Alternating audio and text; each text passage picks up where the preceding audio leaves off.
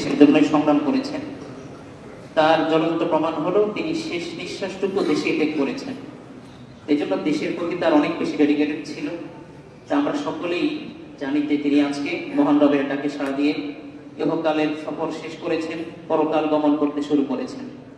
আমরা দোয়া করি আল্লাহ তাআলা তার এই জীবন চলার পথে যত ভুল ভ্রান্তি হয়েছে আল্লাহ তাআলা তাকে ক্ষমা করে দেন, এবং তিনি জীবনে যে ছোটখাটো বড় যতগুলো ভালো কাজ করেছেন আল্লাহ তাআলা তার সমস্ত ভালো কাজগুলো কবুল করে নেন।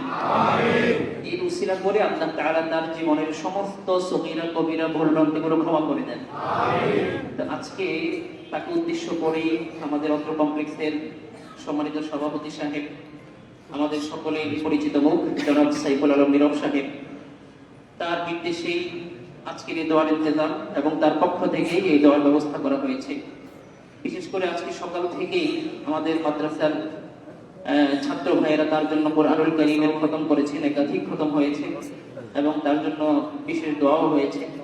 তো তাকে উদ্দেশ্য করে আমরা এই বিশেষ একটি সময় উপনীত হয়েছি, বিশেষ করে বাদাল আসর এবং কবলাল মাগরিব, আসরের পর থেকে মাগরিবের আগের যে মুহূর্তটা, এটা দোয়া কবুলের অন্যতম একটি সময়। এই জন্য আমরা এই সময় উপস্থিত হয়েছি। আমরা বিশেষ করে তার জন্য তাকে শেষ শ্রদ্ধা নিবেদন করব এবং তার জন্য দোয়া করব। কোরআনুল কারীমের যে খতমগুলো হয়েছে সেগুলো যেন আল্লাহ তাআলা কবুল করে নেন। আজকের এই দোয়া অনুষ্ঠানে দোয়া পরিচালনা করবেন আমাদের অত্র মাদ্রাসা জামিয়া আম্বর আল ইসলামিয়ার স্বনামধন্য সুদক্ষ মহাপরিচালক হযরতুল আল্লাম হযরত মাওলানা মুফতি খায়রুল্লাহ সাহেব হাফিজাহুল্লাহ। হুজুর দোয়া পরিচালনা করবেন। দোয়া পরিচালনার পূর্বেই আমাদের অত্র কমপ্লেক্সের সম্মানিত সভাপতি মহোদয় আমাদের সামনে বেগম জিয়াকে স্মরণ করে তার জন্য সামান্য দোয়া চাইবেন এবং তিনি সংক্ষিপ্ত আলোচনা পেশ করবেন ইনশাআল্লাহ।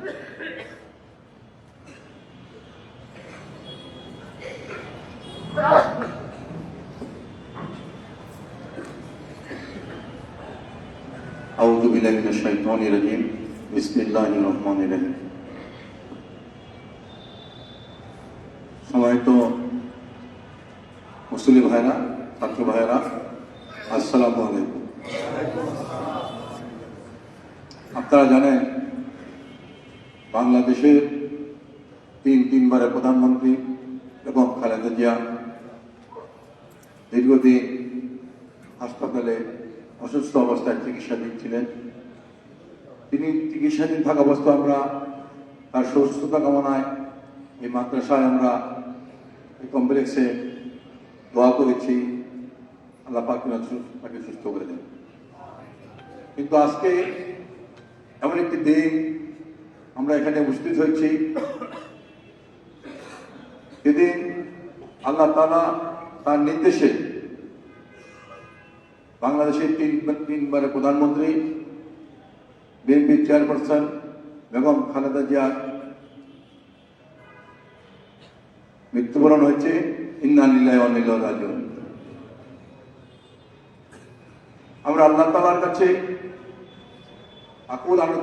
আকুতি করছি, আবেদন করছি, আল্লাহ পাক যেন তাকে ফেরেশত নসিব করুন। হয়তো মুসলিম ভাইরা, ছাত্র ভাইরা, আপনারা জানেন বেগম খালেদা জিয়া একজন ধর্মপ্রাণ মুসলমান ছিলেন। তিনি যখন প্রধানমন্ত্রী ছিলেন তিনি বাংলাদেশের স্বাধীনতা সার্বভৌমত্ব রক্ষার জন্য কাজ করেছেন।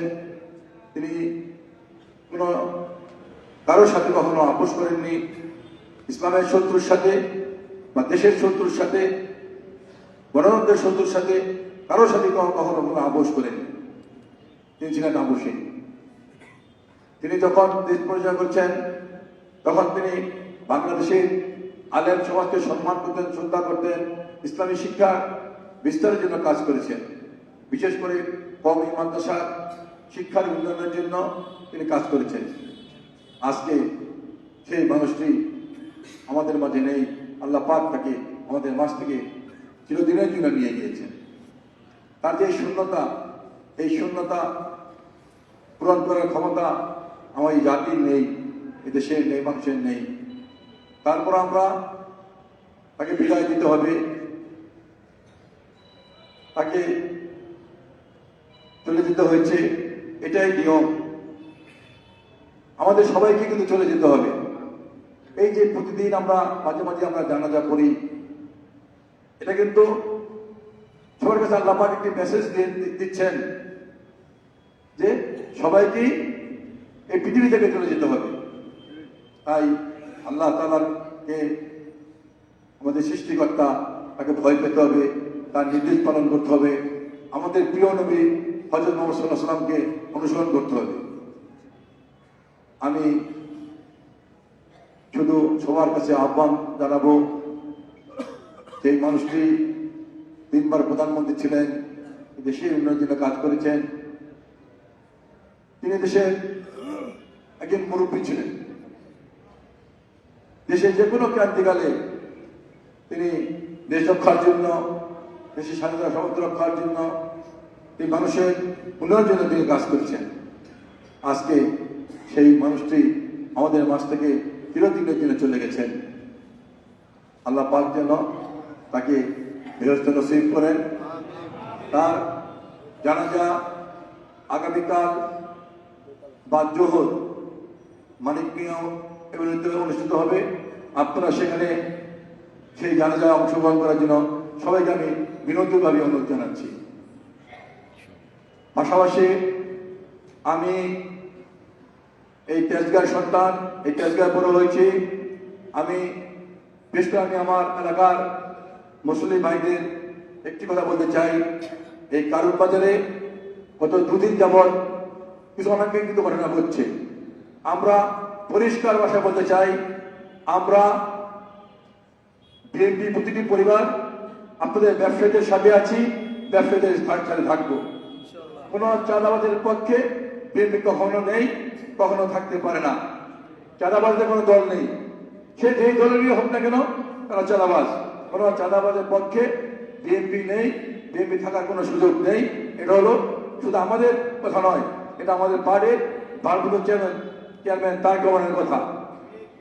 আমরা মনে প্রাণে বিশ্বাস করি চাঁদাবাজরা চাঁদাবাজি, তারা কোনো দলের নেতা বা কর্মী হতে পারে না।